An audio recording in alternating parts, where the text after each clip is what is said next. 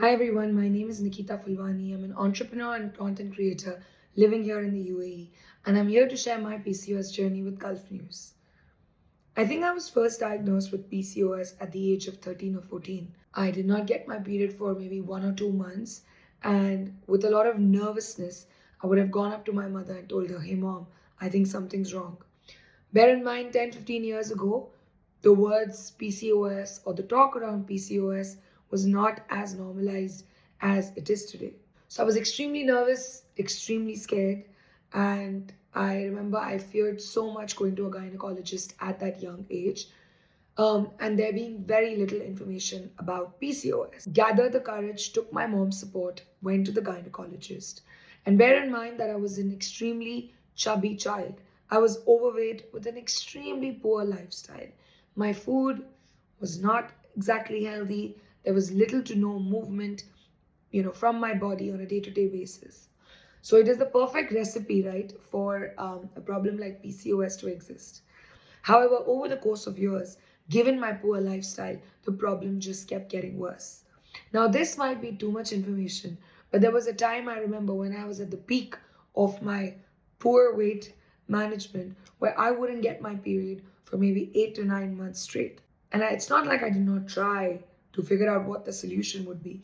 When I was at a doctor's, some of them would give me certain pills that I did not feel aligned with or that had too much negative talk around them. So I was extremely apprehensive to take those. Most doctors would definitely tell me to lose weight, watch what I'm eating, stay away from sugar and gluten. However, all my attempts pretty much failed. And over the course of years, my weight just kept getting higher and higher and higher. And the problem of PCOS just kept getting bigger and bigger. Instead of taking care of things, I think I just started living in denial and I just kept brushing the problem off because the nervousness around it definitely had an impact to play.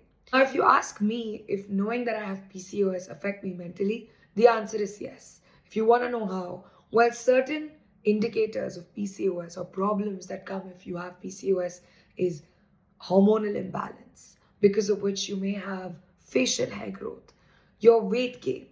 These aspects directly link to your physical appearance, which are directly linked to how you feel about yourself, your confidence, etc. So definitely, it had a massive impact on me mentally. I think I found myself second guessing all the time that something wrong with me, compared to my classmates or my other friends. So that constant battle and self-doubt was definitely always there. A couple of years later, which is when I think I turned 28, nearly 14 years later of being diagnosed with PCOS, I actually started working towards my health. And this is when I saw a complete shift in what my PCOS reports were. So for the last 3 years, I've actively been working out, watching what I'm eating, drinking plenty water, and even trying to make my sleep better on a day-to-day basis.